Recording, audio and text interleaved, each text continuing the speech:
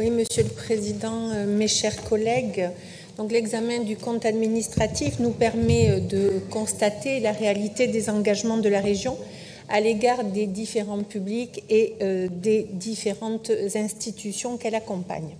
Parmi ceux qui sont attentifs, régional figurent 60 000 familles d'agriculteurs, de viticulteurs et d'éleveurs.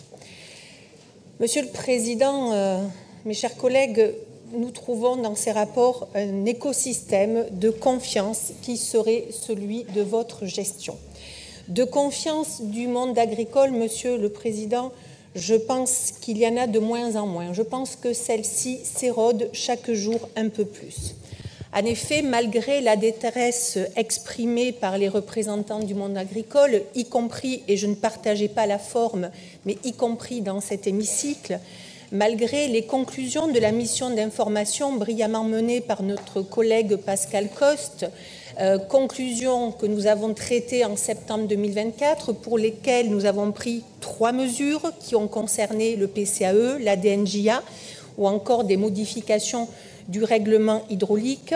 Un rapport a été fourni. Eh bien, je pense que depuis, ce que nous craignions est arrivé, à savoir que ce rapport sert désormais à caler les armoires puisque nous n'en parlons plus.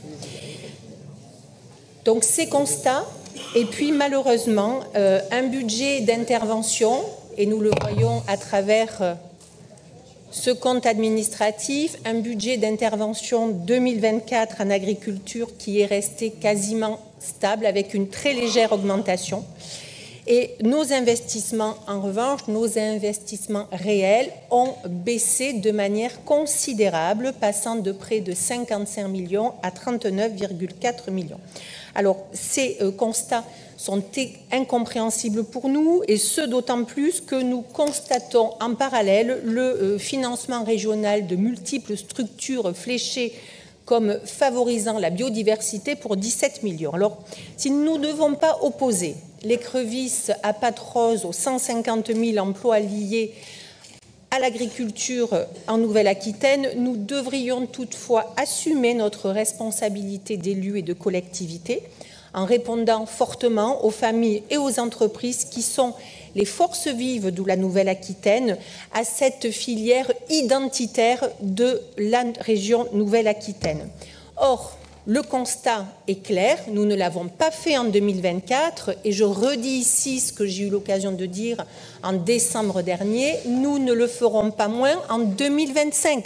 16 millions de moins sur la ligne agriculture dans le BP 2025. Le BS ne corrige pas cela. Vous avez essayé de faire la démonstration contraire en disant qu'il y avait une sanctuarisation de ce budget et je salue ici l'honnêteté intellectuelle de votre vice-président qui, dans ses réponses au mois de décembre, avait acté la baisse du budget agricole.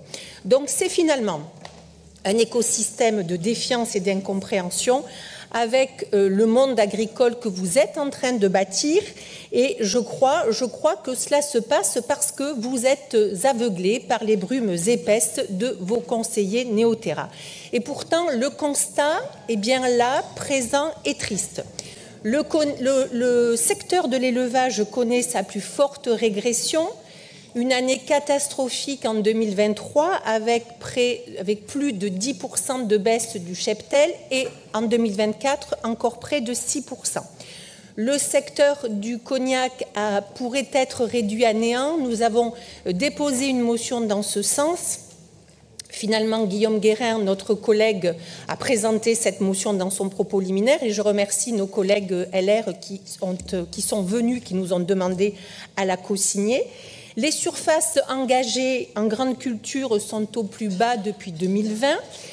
Les productions de pommes sont en chute libre, une récolte de noix à 1/3 des volumes attendus. Nous avons exporté 209 000 broutards en moins. Nous reculons sur tous les abattages veaux, ovins, caprins.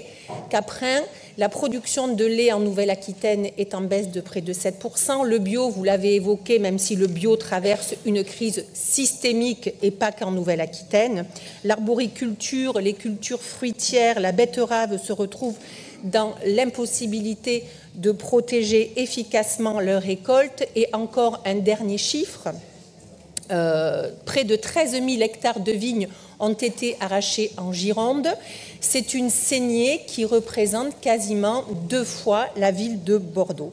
Alors je pourrais continuer cette description, mais les chiffres précités sont suffisamment éloquents pour traduire le mal qui ronge nos campagnes. Face à cela, des engagements de plus en plus faibles et puis une mise en avant permanente des obligations pour le monde agricole de respecter votre feuille de route Néoterra, une injonction ferme, dure, virulente que vous répétez en l'envie sans jamais faire preuve d'aucun pragmatisme et vous l'avez encore démontré ce matin. Alors, notre agriculture néo-aquitaine est au bord de la mort sociale et économique et en fait, vous vous demandez si l'aspirine que vous donner à nos agriculteurs est bio, s'il est régénératif et, je cite, s'il respecte les limites écologiques de la planète. Alors, vous avez expliqué ce matin, Monsieur le Président, à Guillaume Guérin que vous ne discutiez pas avec Trump ou avec Xi Jinping, mais effectivement, vous n'êtes pas non plus ni Trump, ni Xi Jinping, ni Maduro, et vous ne pourrez pas sauver la planète. En revanche, vous pouvez sauver l'agriculture de Nouvelle-Aquitaine. Alors, Monsieur le Président, s'il vous plaît, redescendez les pieds sur terre, homme de terroir que vous êtes, ancrez les pieds dans la glaise et changez de paradigme.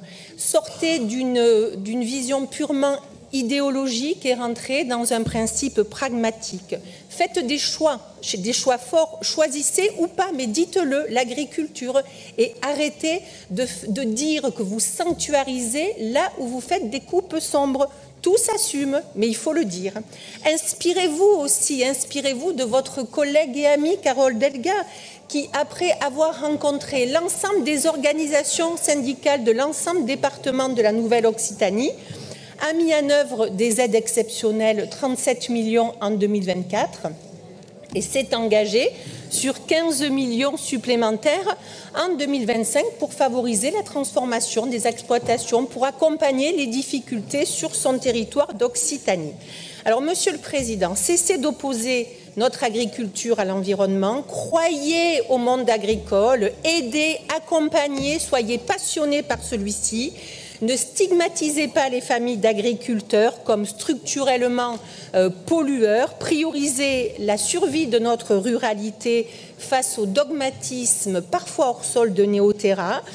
Les agriculteurs connaissent le monde dans lequel ils vivent. Ils le connaissent mieux que chacun d'entre nous. Ce sont des hommes raisonnables, des hommes et des femmes raisonnables et respectueux. Respectons-les. Je vous remercie.